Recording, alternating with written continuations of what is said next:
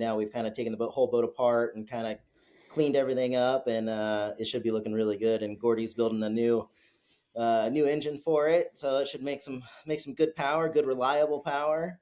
This is a new Jennings Motorsports Bullet, right around 2,000 horsepower. We're gonna go on the dyno here in the next week. I don't know if we'll post any official numbers, but it's gonna be right around 2,000 horsepower easily. And they thunder. Every time I get in the boat, I joke around. I tell people that thing behind me is trying to kill me, and I'm just trying to hard maintain it. Welcome to Powerboat Talk, the podcast where we talk everything performance boats with your host, Joe Road.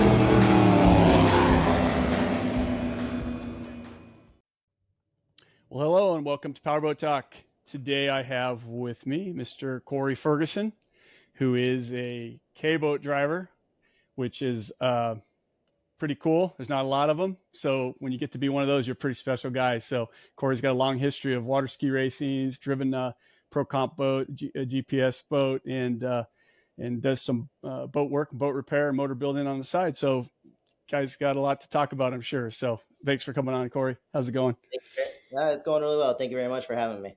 So you race out here at SCSC, K-boat, owned by Tom Buckles. It's one of Mike Stock's boats, and we're coming up. I guess first race is what, like April? I think first race out here. Yeah, correct. It's April 12th and 13th in Parker, Arizona, Blue Water Casino. Yeah, and I saw you just posted some pictures. Gordy Jennings builds and motors, and just I guess got a new bullet for it. So, how's everything else going with that thing? Oh, going really well. We're currently working on the boat, getting it all ready. Did some repairs in the off season, doing some beautification things to it, and now that we got the boat kind of tailored to kind of my driving style, now we've kind of taken the whole boat apart and kind of cleaned everything up, and it should be looking really good. And Gordy's building a new engine for it, so it should make some good power, good reliable power. So I'm looking forward to getting behind the wheel April 12th. So yeah, did he freshen up a motor, or is this something new, bigger, badder? This is a new Jennings Motorsports Bullet, so pretty much all brand new. Yeah, and they make. We're talking. I think you guys are all talking right around 2,000 horsepower, 2,200 horsepower, something like that. Right around 2,000 horsepower. Yeah, we'll find out for sure. We're gonna go on the dyno here in the next week, so I don't know if we'll post any official numbers, but it's gonna be right around 2,000 horsepower easily. Yeah.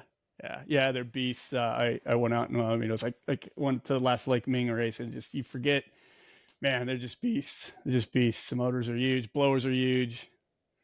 Yeah, and they thunder. They do. They really do. Every time I get in the boat, I joke around. I tell people that thing behind me is trying to kill me, and I'm just trying to hard maintain it. That's a funny way to look at it.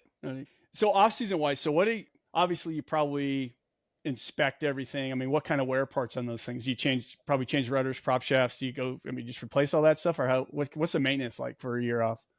Maintenance is prop shafts every few races, just to be on the safe side. Those things are going through so much stress. We're loading those things so hard in the corners. And rudders gets inspected and mag checked and x-rayed and all that stuff. We're putting actually a new rudder in right now, new prop shaft, new strut bearing. I mean, just the V-drive's all getting gone through.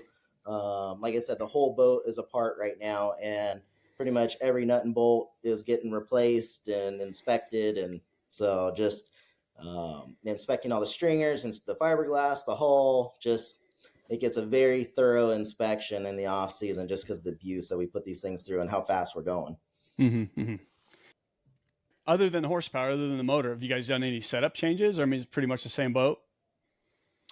We have definitely played around with setup. We've played around with different rudders. We've played around with a lot of different propellers, different gears, different setups on the engine to bring the power in earlier or later.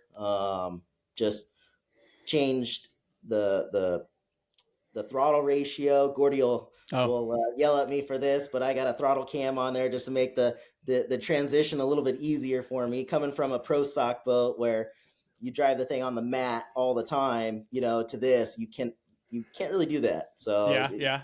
It takes some time to figure out. Yeah, absolutely. we've played with plate settings, and we've played with some other things on the boat, and changed actually the bottom around a little bit Oh, too. I mean, so we've changed a lot of stuff, and I got the best people on the beach helping me right now with Dave Rankin and Gordy and even Paul Fitzgerald, and I'm very fortunate to have those guys on my side. yeah, that's awesome. I mentioned it in one of my other podcasts too. I think maybe when I was talking to Duff, but that you guys are like, even though you're competitors, it's kind of like a fraternity out there because there's only what, four of you guys, Hmm. and I know Paul's over Justin Valves on Duff's boat, and he's over talking to you about driving and yeah, so it's cool you Exactly. guys do that. It is really cool, and it makes it a lot more fun. I mean, we friends on the beach. I don't want to say enemies on the water, but we want to win and we want to race hard. But it's really nice when we have a problem. If any one of us have a problem, we're all in the pits helping each other. Whatever it is. And Mike Stocks helped us tremendously too when we first got this boat, and everybody's been very, very helpful. Yeah, very cool. So what's your family history like? You guys, well, river guys, river or your dad? I hear your dad did some racing. Yeah, so I grew up going to Blythe, going to the river, and having hot rod boats. My dad had a 21-foot Chiata and was big into water ski racing, and my brothers were into ski racing. And um, my dad kind of got out of ski racing and went towards the offshore side right when I was about 12 years old and starting to get into junior boys ski racing. So I never really got into the water ski side of it, but I really enjoyed driving. So I grew up racing motocross, and then actually started racing offshore boats with him. We had a 36-foot skater, so we raced offshore in the POPRA series for several years, and that was a lot of fun. And then I owned a GN boat that I ran in the Enduro for several years. And but yeah, I mean, just a big deep rooted racing family. With the water ski racing side of it, a good friend of mine wanted me to get back into it, so I drove for him, and he was a up and coming skier, Matt Bastion, and I drove for him, and then that got my brother CJ back into it. And in fact, we went in 2019. We were selected to represent Team USA for F2 men's in Vichy, France, at the World Championships. So that was a lot of fun too. Wow, cool. Talk about that. That had to be really cool. Oh man, that was incredible. Just the whole build up of the story of us just getting back into ski racing, and then I just happened to talk my brother that hadn't been on the ski in probably, I mean, it was probably 15 years he hadn't ski raced, and I talked him into to going out and coming out and helping us train, and then he ended up on the ski, and then a good friend of mine, Bo Stockwell of Stockwell Motorsports, saw the potential that we had and actually bought us a ski race boat to go out there because we didn't have a Wow. boat. So Wow. he bought us a 2016 Nordic 20-foot ski race boat with a Mercury 300 XS, basically a race ready F2 boat, and Stevie Davis helped us get it. We went out there and kind of turned some heads. He was doing really well for getting right back on the ski, and we did the whole series and ended up qualifying for the world team. So in F2, it was pretty incredible. So did a bunch of fundraising to get the money to ship the boat over there, and we ended up bunking up in a container with Mike Avila and got the boats over there, and just it was just such an incredible time. I mean, Vichy, France is just a beautiful, beautiful town, and the racing was really good, and it just had a great Yeah. time. Wow. So you took boats over there, so that's cool. You're familiar with what you take over there, and then so what's the racing format like with the worlds? So at the Worlds, there is actually four races that we do over a couple week period. So usually you have a race, have a rest day, and then you race again, then have another rest day, race, et cetera, et cetera. And they take all of those points from all those different races, and whoever has the most points wins, basically. Uh-huh. I mean, they got several classes, right? Don't they have like an F? Correct. Now, I think the F1 or what the Men, V8 boats and the yeah, men's and wins open is F1. uh-huh. and then F2 men's and F2 women's is limited. It's the spec class to a 300 horsepower Mercury or comparable outboard. Gotcha. So Gotcha. Yeah, very cool. I can't imagine. I mean, it's always fun to racing brings people together, but then to do it in another country with all these people from different countries, and yeah, very cool. Incredible experience, absolutely incredible experience. Super lucky, super fortunate that everybody stood behind us and made it happen. It was really great. Yeah. Now, for the two boats, was it just two drivers, or was there? So I think there were several boats that went over. It wasn't just the two that were in the Oh, container. I okay. think there was a total of 3 or 4 containers that went over, Wow. with men's and women's competitors alike. And Randy Davis brought over a couple boats, for Todd Haig to Wow. stay behind, and there was several Team USA people there. It was pretty awesome. Wow. Very cool. So I was Facebook stalking you, looking at some history. So I didn't know about the offshore boat, and that looked like it. I can't place it, but it's kind of a famous boat, right? Maybe you can give you some history on the boat.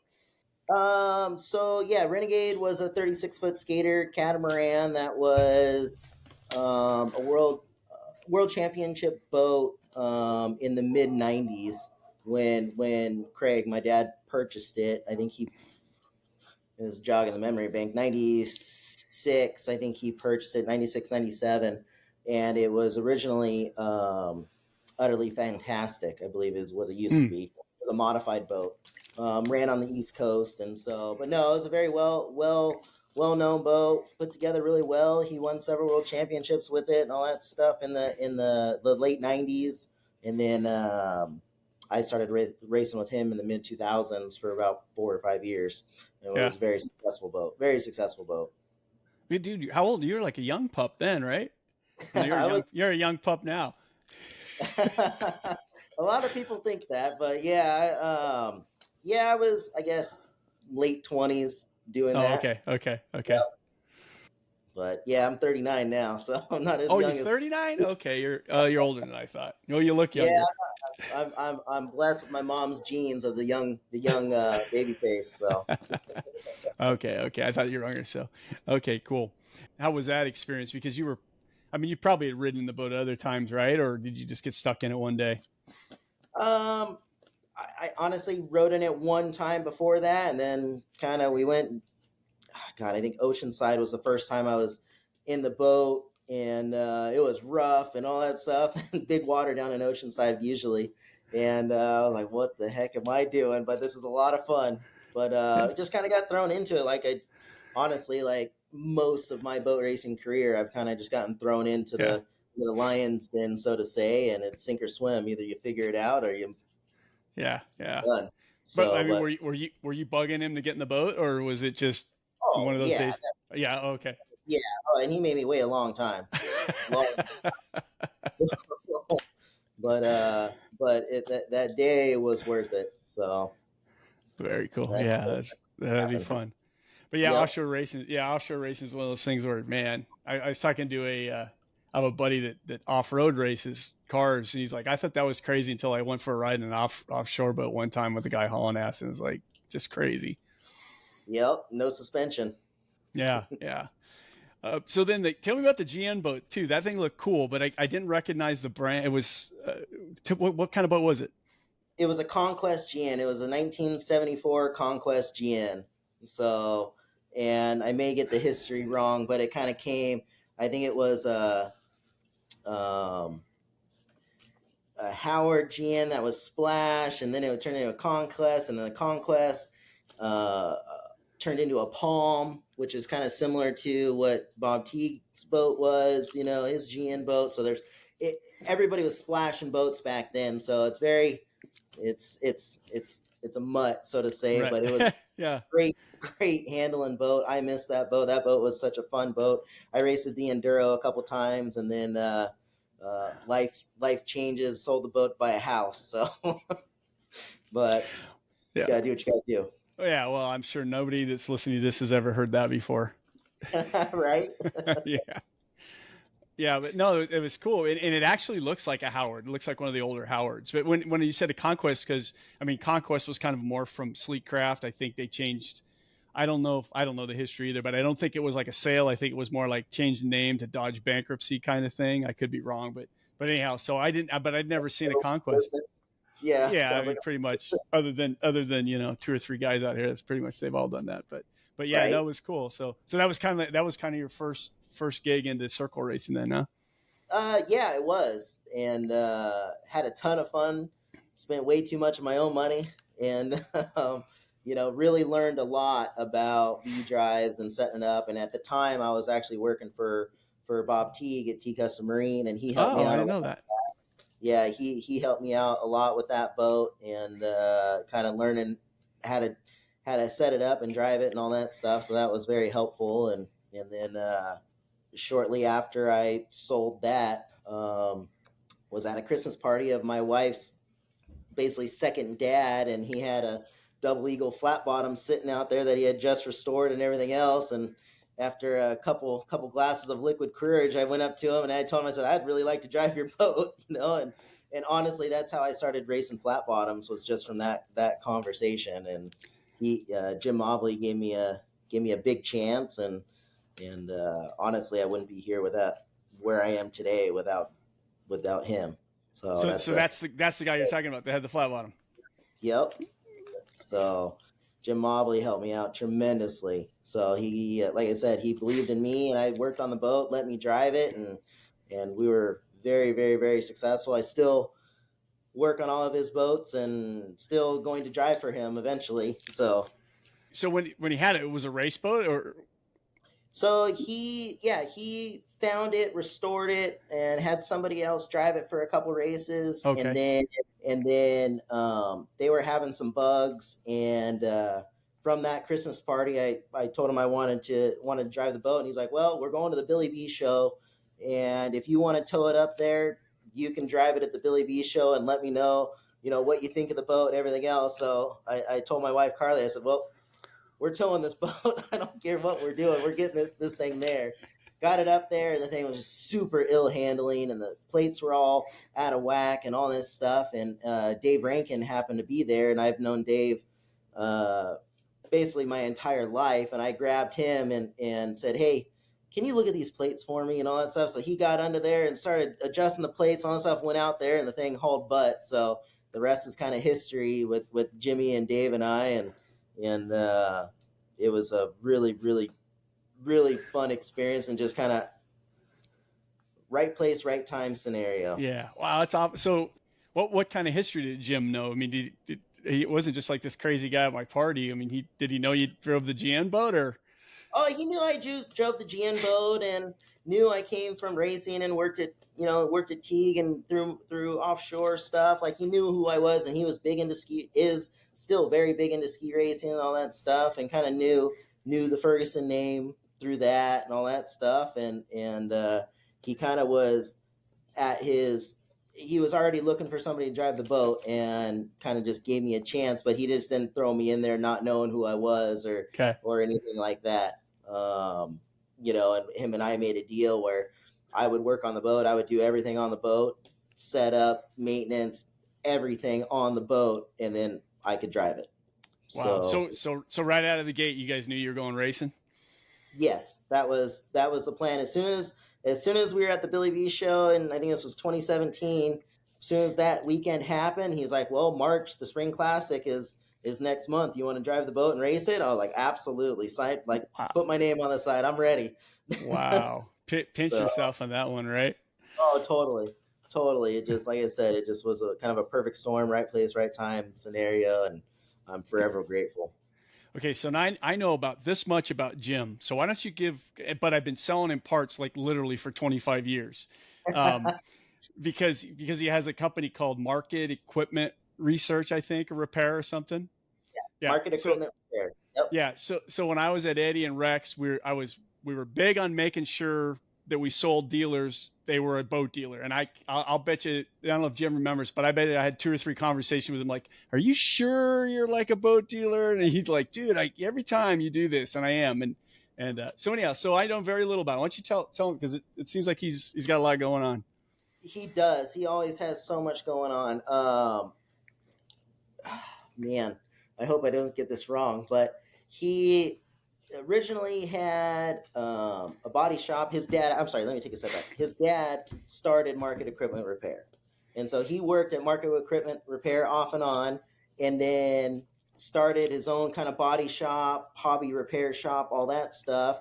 And that started taking off, and was doing that kind of on the side and working with market equipment repair and just kind of juggling everything. He is a man that has a lot of projects going on all the time. And so he was restoring cars, painting cars, and then when he took over market equipment repair, he still maintained that hobby shop, which he still runs today.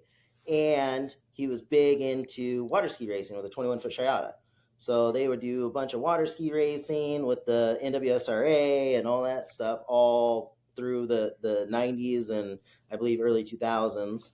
And he's been a big part of the Catalina ski race. Has been on the Long Beach Boat and Ski Club committee for a long time. I don't know how long, but a long time. But he's just a huge supporter of boat racing and boat drag racing. He owned a boat drag boat for a while, and a guy named Tim Goodwin drove it, won a bunch of championships with that boat. So he's got his hands dabbled in everything. I mean, so much that we actually acquired the Mike Stock hulls, and now are going to start building hulls, K-boat hulls and pro stock hulls, and also went through all the hoops and everything to get UIM certified for capsules. So I did hear that. We are, I think, one of the only people on the West Coast that have a certified UIM capsule for circle boat racing. Yeah, awesome. He actually, and I don't know how this happened, but he and I actually had some emails a couple weeks ago, and he told me something about that, and I'm like, wow, wait a minute. That's why I'm asking. It's like, man, he's got a lot of stuff going, because he told me, because I guess he campaigns 2 boats, right, of his own. He has right now. He's got just the GPS 105. Okay. Yeah, the Canary that I used to drive in pro stock before moved to capsules. But yeah, well, that's cool. I mean, that's cool that that he's building the stock stuff too, because it was, I mean, that boat's awesome. It was kind of a shame that more people weren't able to get their hands on it. So that's really cool. Yep, it is. It's really neat to kind of do everything in house, and he knows all the layups, and he's talking to all the best people in the industry to get the best technology with the carbon and the Kevlar and all that stuff. I mean, it's way over my knowledge base. I don't know anything about fiberglass or any of that stuff. Give me the engine or the mechanics part. Yeah. No, that's very cool. And I think his email goes by like OutaPlace Racing, I think. Yeah. So that's the team that he started with the drag boat stuff, and actually because they were running a Placecraft boat, a Placecraft jet boat actually, and so one of the team members came up with like, well, we're always out of place for the Outcasts and all this stuff. Our stuff is too nice to be racing anyways. Let's call it Out of Place. So that's where it was, and it kind of stuck. Well, that's cool. Well, thanks for that. I don't mean to go off on another tangent, but that's good to hear about. I personally myself, I'm like, when he was emailing, I'm like, wow, you got a lot more going on than I thought. So that's cool. He's got so many irons in the fire. It's crazy. I don't know how he keeps up. Cool. But he's an incredible person, and I'm just so thankful for him giving me a chance, because there'd be no way I'd be driving a K-boat if it wasn't for him. Yeah. So when he pushed you out in that first flat bottom at that first race, man, like what was that like? Pardon my French, I was shitting my pants. So, how many other boats were there? There was 5 other flat bottoms out there, and we were doing the 100-mile-an-hour class, and that's plenty fast enough. And I had never done really a flat bottom race before. I've done all the offshore stuff, the GN, the Enduro, all that stuff. But the flat bottom's a whole new ball game. Their definition of close is close. So rubbing paint is not abnormal. So it was a big learning curve, and in fact went out there and actually blew the motor up after the first heat, exploded the thing, fireball, the whole, I mean, like a 10 out of 10 explosion. So So I actually ended up putting one of my motors that I had still in it, and went out there and ran the rest of the year with it. Yeah. Now I know when you're a seasoned racer and you're driving for a guy who owns all the equipment, braking stuff. I mean that's just part of the gig, right? You never want to do that, but here you're a first time guy. Like, how'd you feel? Do you feel like pretty guilty about that, or? Oh, I felt awful. Yeah, I felt awful. I was like, oh man, I'm never gonna race these boat again. I just went out and blew up the motor, da da da, And I came back to the beach, and he's like, oh man, what happened? I was like, I don't know, it blew up. He's like, well, you have a motor, don't you? I was like, yeah, I got a motor. He's like, well, let's put it in. Let's go. Come on. I was like, okay, here we go. So I mean, and that's how our relationship's been. Like, we just want to win, and we want to succeed in anything that we do. And we just have such a great partnership. It's awesome. And he's just a great team owner. Yeah, man, it sounds like a great guy. Yep. And you did that for like a couple years, I think, with that boat. Yep, did that for a couple years, and then I actually crashed that boat in 2018, and Dave Rankin was there, and he wanted me to get in a capsule. So I actually he gave us K69 and that all white, I believe it was a Revenge, and we put a pro stock motor, an old school Intercherry style pro stock motor in the thing. Oh, that kind of pro stock. That kind of pro stock motor, tunnel ram, big cheese cylinder heads, 1,050 horsepower. I mean, she made some power and went out there and ran that boat. Didn't run it for that long. Unfortunately, I had a pretty bad accident with Greg Duff, and we kind of shelved that program. And I went back to running the Double Eagle for a little while until we built the new Canary. And then the K boat obviously is what you do now. I mean, that's the big leagues. How'd that happen? Another right place, right time? So I don't know the full story of how it all happened, but it was right after the Long Beach incident with Jay Hart, and they basically mandated all pro stock boats and K boats to be capsuled and all that stuff. So we had just built this brand new Canary. My cousin at Van Dyne Engineering built us an amazing 409 small block that made the boat go 120 some mile an hour with a little small block. Wow. Yeah. And just finished the boat. We ran it for 1 year, and basically they shelved us, which understandably, no ill will there at all. But we were going to run it as a 105 mile an hour boat, but we were just kind of like, what do we do? And so Jimmy was in talks with Mike Stock about the K999 boat, the El Cid boat, and kind of to see if we could throw the big pro stock motor that we still had in the boat and see if it would work. And a bunch of conversations went around, and then all of a sudden Tom Buckles bought the boat. And so we thought the rug had gotten pulled right out from under us. We're like, what is going on here? And the next thing I know, I'm getting a phone call from Dave Rankin, and he's like, hey, would you be interested in driving, K36 or El Cid, with Tom Buckles owning it? I was like, yes. How do I say that fast enough? And then Tom called me, and we had a nice talk and established kind of some ground rules on some things, and next thing you know, I'm in the driver's seat, and now we have a great relationship as an owner and driver as well. So it's been a whirlwind couple years, but it's that's a fast really progression, man. Yeah, it was very fast, and it was a very, very steep learning curve for me because I had never driven a K boat before. Until I got strapped into K36, I had never driven a blown alcohol anything. The only thing I had ever driven with a blower motor was a 42-foot fountain, and it's a little different. A little different. Yeah. So there's a little farther for that motor to get to you before it eats you, right? correct, a little farther. Yeah. Hey, uh, so you want to share some of the conversations with Tom about the conditions or no? um. Well, You don't have to. I don't want to make you uncomfortable.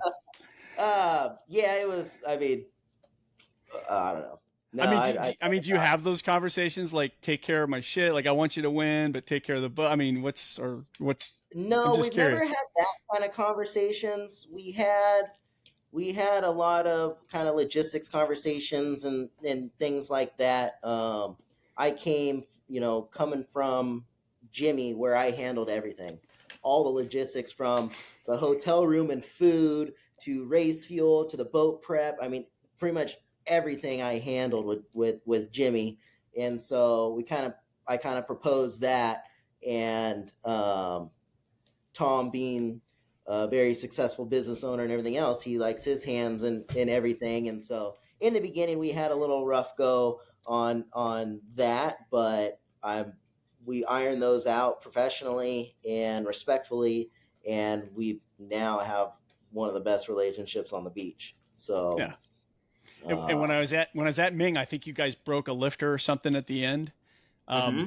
And I saw you were right in the middle. You were doing everything. So Oh, 100%, 100%. I'm involved in every aspect of that, and I have my two right-hand man, my father-in-law, Rick French, and my other good friend, Mike Tweet. And those guys, are in it up to their elbows right there with me. So, so you got to bring a couple crew members along when you got the ride.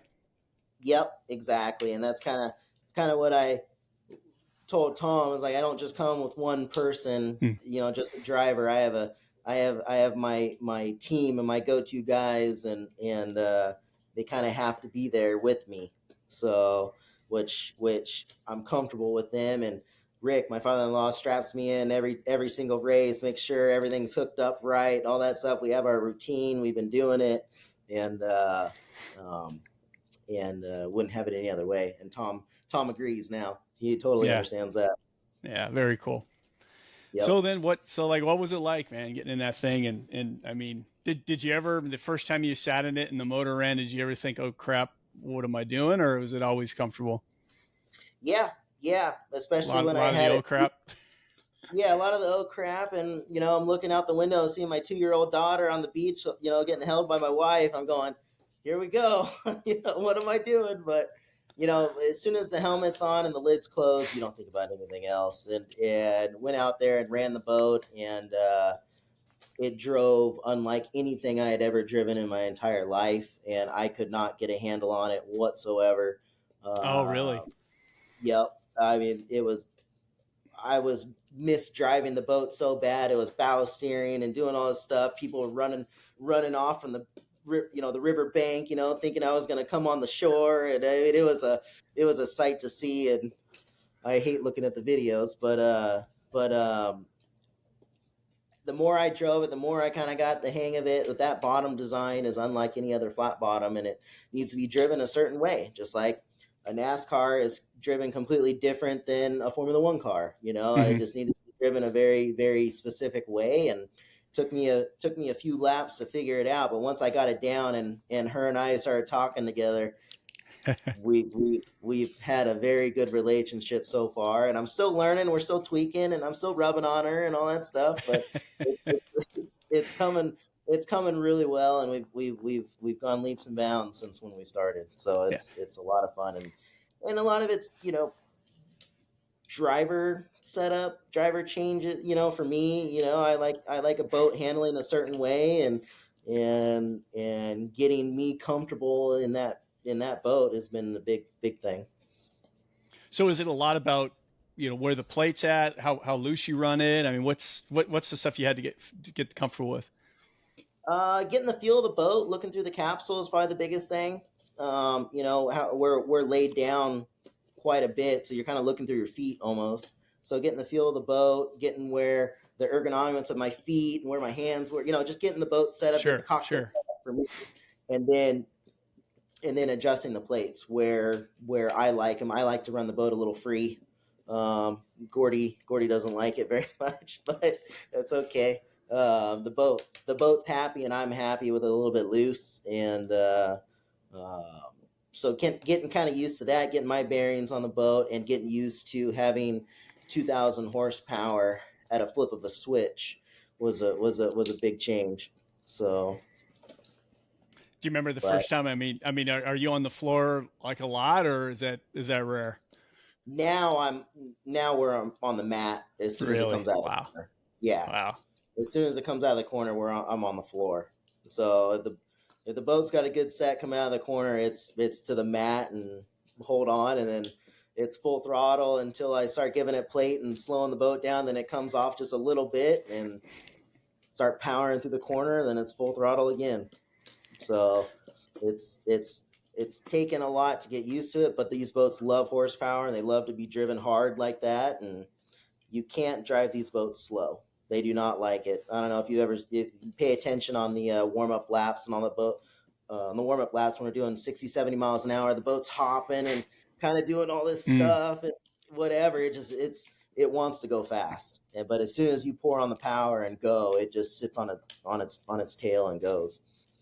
So it's a lot of fun. Now, was there any adjustment? Because you get out there and obviously you're learning this new boat with all this horsepower, but then you got a couple old vets out there with Ty and Duff. I mean, it would have been like, God, how am I ever going to go as fast as those guys? You know? Oh yeah, and they've taught me a few things. They've taught me several things, and racing with them, and it's good. I mean, I've never had that much knowledge and be running that close to that much knowledge of them learning the older tricks and shutting the door and this and that and all within reason, and still staying safe and everything else, but just learning, I learned a lot of things, and me kind of being as they call me, the young gun, but I needed to learn those things. So, and I always try to have a pretty level head, but we're competitors. I've gotten a little frustrated a few times, but it's all good learning experience for me. And then I think you guys really put it together last year at Burley, which is the big one. And I think you just had a great weekend, right? We did, and it wasn't without our own little issues. We, for some reason, a brand new blower went away, and so we had some work to do on the boat. But we were able to maintain it throughout the whole weekend, and had a really good weekend. The boat was really fast, and like I said, her and I were talking really well and communicating good, and it was a great weekend, a lot of fun. Ended up coming home with the overall win and fastest qualifier as well. So that was a great time, great weekend. Learned a lot that weekend again.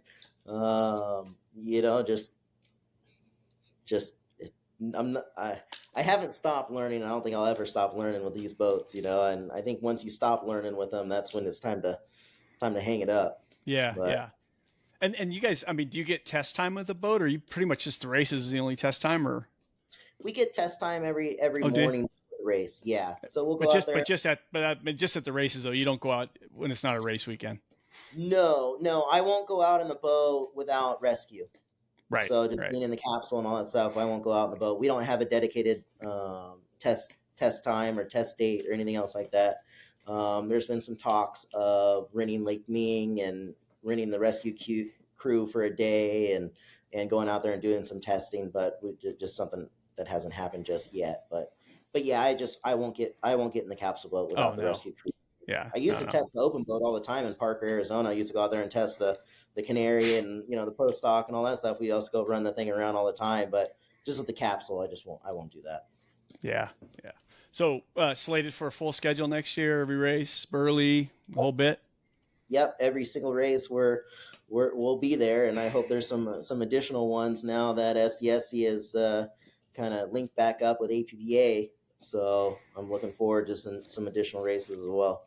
Oh, I didn't know. What's that about? I didn't know. Just just recently, SCSC put a boat to all of its members if they want to reaffiliate with APBA, and the boat passed, and so we are going to be.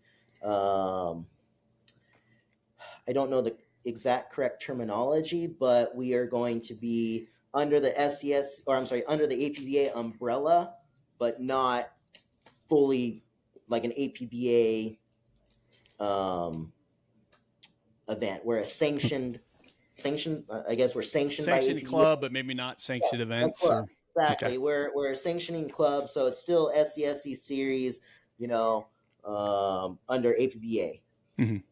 Oh, that's cool. So with the APBA sanctioning.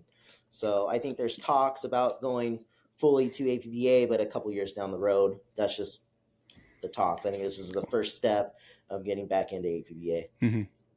Now, were you guys ever talking about going to Australia for the Australian race? We were, and we made the decision early on last year to not go. I don't think we were ready as a team, and I wasn't ready with the setup of the boat. And the Australian racers are, yeah, they get it done.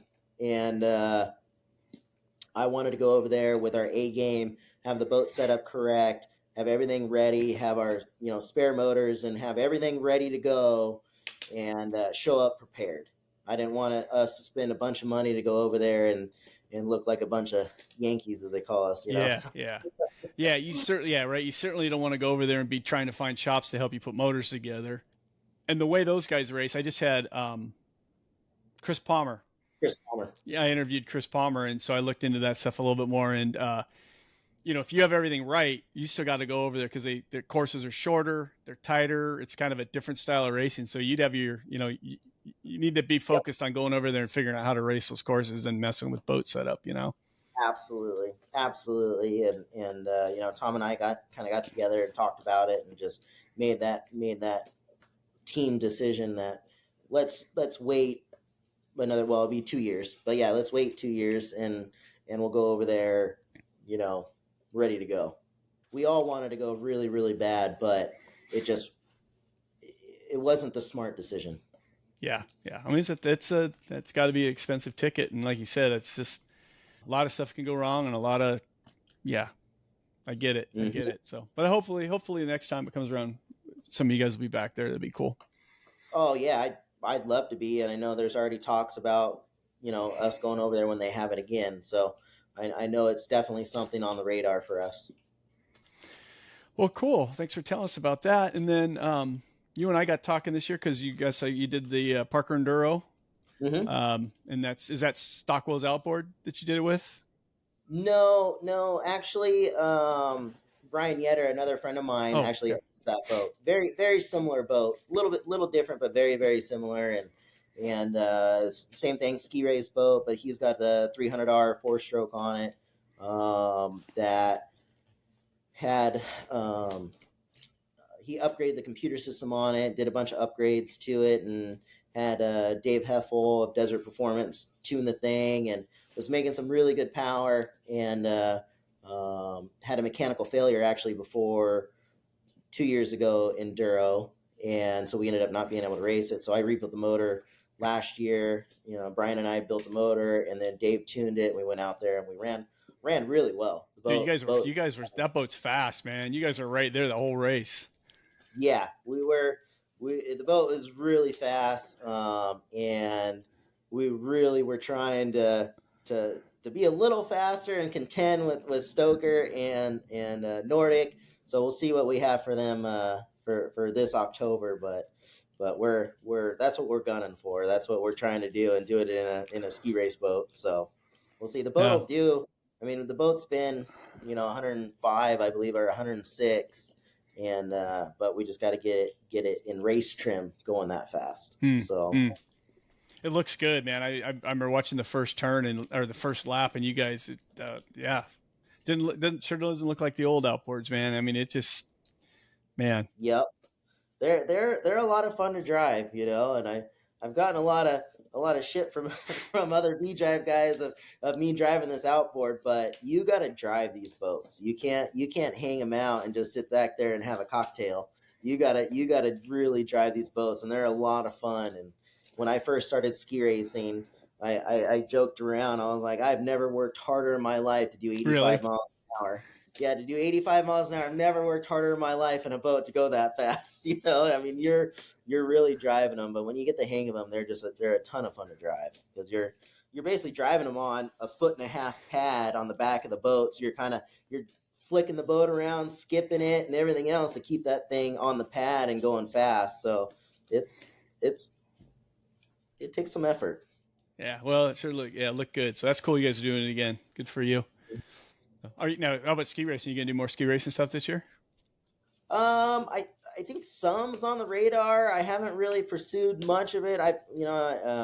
My brother got hurt pretty bad a couple years ago. Got his, we were just at Marine Stadium in Long Beach, social skiing, doing 30 miles an hour, and he skipped out, and the ski folded over and just basically exploded his leg and ankle. I mean, he Wow, had, no kidding. I think 7 surgeries on his ankle and all that stuff, and leg and all that stuff. He's recovered and in great shape and wants to come back out and ski and everything else. It just we haven't worked on anything too much, but I know him and my nephew really want to come back out and start skiing again, and I'd love to pull them. So it's a lot of fun having the family out there and pulling your brother and your nephew. Yeah, it's a fun family sport. Not the crowds that it used to be, but it sure seems like there's a lot of camaraderie still. And there is. It's a lot of fun, and it's a lot of good people, and the racing's a lot of fun, and it is a real good time. It's a shame there's not more people out there doing it. So it is a big family oriented sport and a lot of good people. And then, you get to go to France every couple of years. That's not a bad deal too. Right. Yeah. I mean, they actually bid, the different countries bid to host the worlds. And in fact, this last November, they had them in Australia. So for the world championships, but to be able to even just travel and be an international racer like that and ski racer, it's pretty incredible. It is very unique and a once in a lifetime deal for a lot of people, and it's a lot of fun. Yeah, that's awesome, man. You've gotten to do a lot of stuff in the last few years. It's pretty cool. I'm very fortunate. That is for sure. I don't take it for granted, but I work pretty hard and talk to a lot of people and work my butt off to get to where I was and prove myself. And so I'm pretty stoked on all that stuff, but it definitely doesn't come with a little bit of luck too. Yeah. Well, and you can't fake it. You can fake it maybe for a little while, but you can't fake it. So you're obviously the real deal. Well, thank you. Obviously, man, you've driven a lot of stuff. Is there something that you haven't driven that you'd like to drive, or unlimited hydroplanes? Yeah, that's probably something that I would really, really enjoy learning how to drive. Yeah. I just had Andrew Tate on the other day. Did you listen to that interview? I did. Yeah, it was really cool how he described it. Like I never heard anybody talk about it like that. Yep, definitely. Low flying aircraft, basically. Yeah, right. Yeah, that's interesting. So I don't know. The unlimiteds have always kind of been, I don't know what, kind of like almost foreign to us out here. Like we see them a little bit, but we see them once a year at Bay Fair. Actually, I don't think we didn't last year. So hopefully, I don't know if it'll happen this year. Hopefully. I know a few times they had circle races during that Bay Fair. They did. I believe the last year they had it. They had I think the SE class was down there, and I mean we used to have all kinds of classes. The last time I raced an offshore boat was down there in 2012 at Bay Fair when we had the offshore boats down there and the circle boats and all that stuff. Mm-hmm. So it was a large event. Yeah, well, hopefully they have it on the schedule, but it's got the little asterisks for tentative. So yeah, I don't know.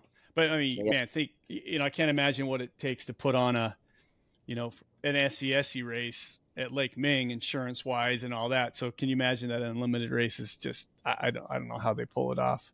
Yeah, I don't know either, but they have, and I hope they continue to, because that's a great venue and great time.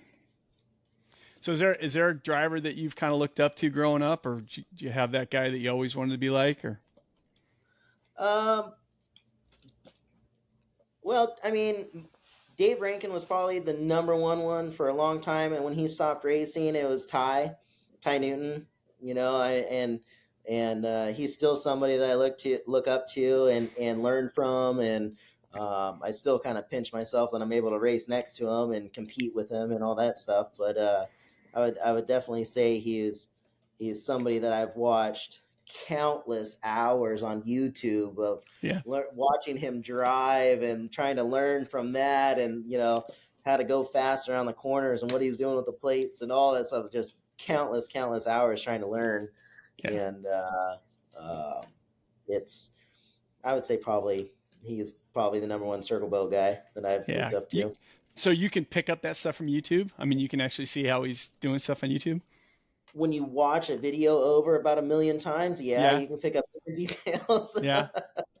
You can. And I was mostly looking at lines and where he was on the course and what he was doing around other competitors and this and that, and just kind of studying, doing my homework.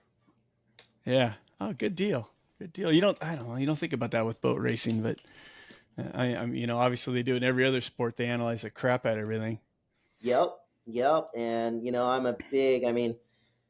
we were one other than again Dave Rankin. We were the only other one with data logging systems on our boats, and I'm looking at plate angle versus throttle position, where I'm at in the course, what I'm doing, studying the data to try to get the boat to go faster, and studying the data of what I'm doing, if I'm staying consistent or not. And that's kind of something that I've really tried to hone my skills on, is staying consistent and doing the same thing lap after lap and being smooth and just trying to, as I say, drive like Ty.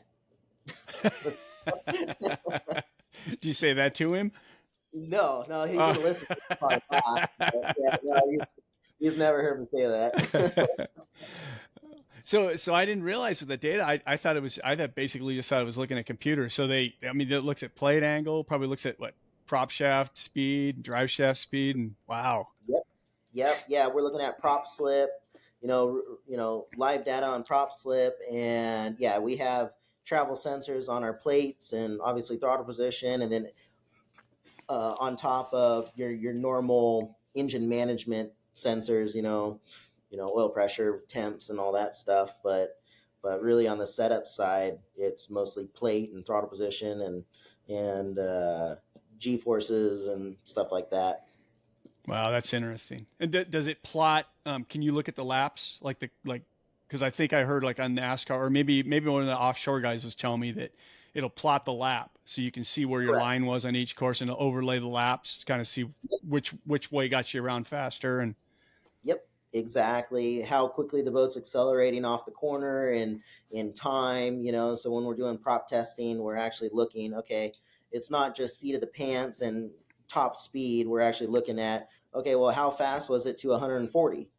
This prop was faster, but how fast was it to 120 or 130, and we can actually break it down per 5 mile an hour increment and look at all that data and see if the prop's actually really good or not. Because sometimes what I think is great in the boat is not good on paper. yeah. So, well, I mean, I can't imagine the distortion of everything with that kind of horsepower and in the capsule. I mean, seat of the pants has got to be not the best way to do it. No, I mean, it's still a big factor when it comes down to comfort, but performance wise, the data, there's no other way of really tracking it. So yeah, that's interesting. I never thought about that. I didn't know they did that on the plates.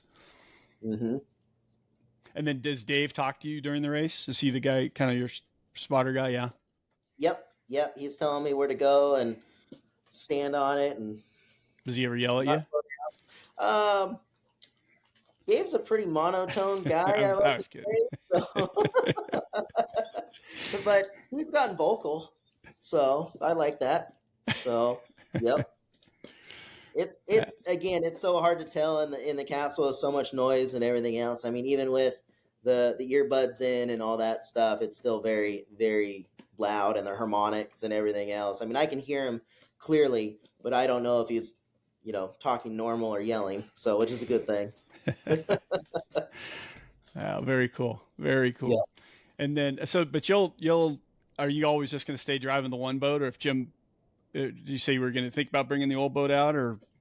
He wants to build right now. He's planning on building a pro stock with Mike Stock Mm-hmm. Hall, Mm-hmm. and so I'll drive that.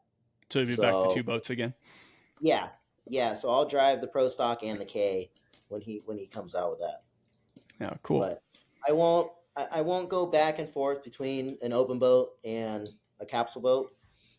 I won't do that again. So I'm just either going to stick to an open boat or stick to a capsule boat. And right now, fortunate enough to be in a capsule boat. So, but I'll drive two different classes with capsules. Well, definitely seems like a good decision. So. Yeah, I agree. I Cool. like the capsule's the way to go. It just safety and control of the boat and everything else is just it's the way to go. I don't know, maybe I'm stupid, but it just seems crazy to me. I look at those Australian guys. There's just so few people down there, and I've sold parts to Australian guys forever, and they're so hard. It costs them so much money to get parts down there. It's so hard. So they kind of make do. So they don't have the riches we have where you just go to every corner, right? But they got 25 blown boats with capsules at a race. I know. It's how do you do that? And we have 4 over here. So it's just but they mandated it.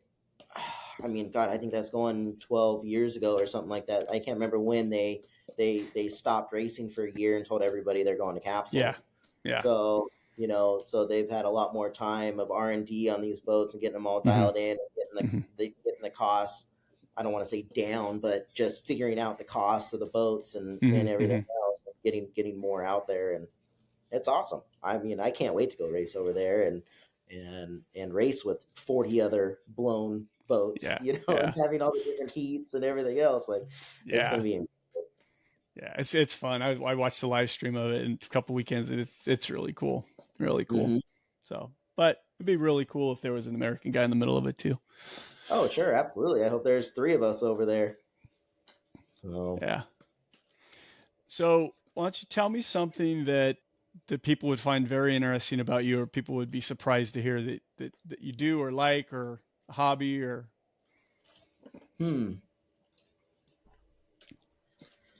I guess one interesting thing is I absolutely love to cook. That's probably one thing that I absolutely love to cook and smoke meats and cook and cater, host giant parties and stuff like that, and cook all the food and all that stuff. I love to entertain and throw parties, and so that's probably your Cory fun fact. Nice. Now, do you coordinate those in the pits too? I do. Yeah. Last year we had at Lake Ming. Last year we had all the K teams and a few other teams, and I don't know. There's like 40 or 50 people or something like that I cooked all the food for, and with the help of my wife Carly and Katie Jennings and other people brought food in and all that stuff. But it was I love the hosting things like that and the camaraderie and all that stuff. It brings me back to the late 90s, early 2000 POPRA days, Pacific Offshore days, of where we would have the Friday night cocktail parties and dinners on Saturday and all that stuff, and everybody kind of got together and kind of did some bench racing and bullshitting before going out and racing, and I really enjoyed that. And I know Mike Stock has hosted a couple in the past, and I really like that. So I kind of want to keep that tradition going. And him and I talked about doing rotating who's hosting. So I'm looking forward to that. Nice. That's a good one. Well, cool. Well, hey, think of anything I haven't asked you or anything else you want to share? It's okay to don't be modest.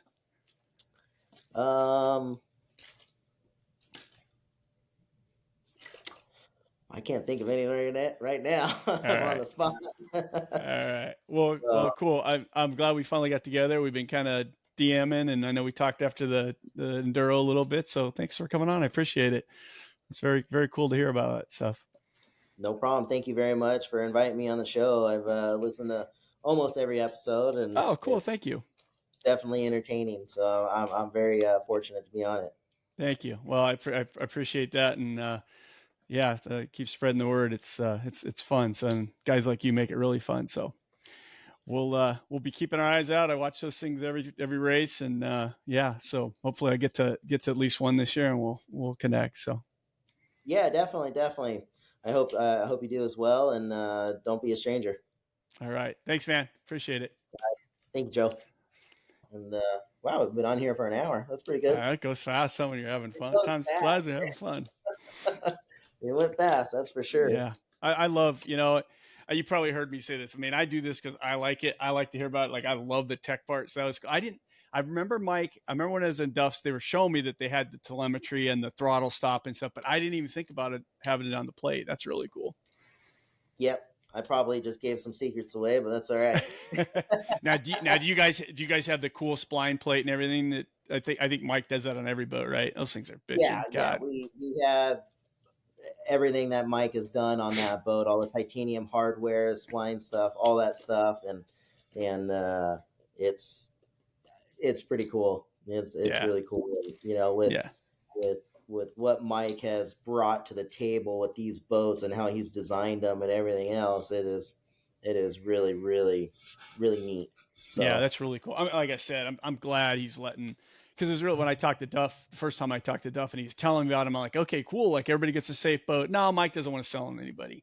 I'm like, that kind of sucks. Like, he didn't want to, I don't know this side of it. It's a lot of work. I mean, it's a lot of work. It's a lot of logistics. It's a ton. And, Mike's got a lot of things going on. He's a busy guy too. So yeah. Oh yeah. And liability wise, I mean, he's got a lot to lose, and sure. But I don't know. But it's like you put all the time and money in to build this thing. You knew what you're trying to do. You wanted to make this boat a safe boat, and you did it. And then not to share it with people, I was like, that seemed like a little weird. But so that's cool. Good for Jim. And thanks for the info on Jim. We literally had a couple of emails the other day. And he's like, yeah, I'm building a Protoc and I got the stock hole. I'm like, what? Right. Yeah. It's pretty wild that he's taken all this on, but I can't think of a better person to do it and to go through all the hoops and finding out all the layup schedules, like I was saying, and his biggest thing is safety and cost effectiveness and getting more boats out there, but just for the love of the sport. He absolutely loves boat racing and racing in general, and just wants to have the safest stuff out there. And he added on to the capsule construction with a full chromoly cage inside, and really, really went above and beyond on the safety side of it. I think his capsules are rated double what the minimum standard are as far as crush ratio and all that stuff, and they're still light. I think a complete capsule weighs 275 pounds. Oh my pounds. gosh. Wow. So complete, that's with seat, cage, pedals, steering wheel, everything, like a complete capsule in there. It is ready to go. Yeah. Well, that's cool. That's cool to hear about him. I'm glad you told me that. That's very cool. So seems like a good dude. Should have elaborated more when I was talking to him, but I guess you could add this in. So maybe I will. Sometimes I do that. So yeah. All right. Well, cool. Thanks again, man. And thanks for listening. I appreciate it. And I'll keep my eyes on you, see what you're up to. Awesome. I like I said before, I appreciate you inviting me on here. This is really cool. My first podcast. Yeah. And I had it in the back of my head for weeks. It's a big juggling match because I try to kind of spread it out. Like, I try to stay diverse. Like, I don't want to do all flat bottom guys. Right. No, and so absolutely. But then, then all of a sudden, like, I got like 10 guys in the next 2 weeks. And then I said, like, oh man, I got to, because you and there was somebody else. I'm like, I got to get those guys in because I can talk to them about it. So I'm glad you could do it. I appreciate you doing it last minute. Of course. Yeah, no problem. Oh, all right. Thanks, Joe. All right. Take care, bud. Thanks. Thank you for listening to Powerboat Talk. If you like what you've heard, please head over to Apple Podcasts and give us a 5-star review. For more Powerboat Talk, follow us on Facebook or Instagram, or visit our website at powerboattalk.com.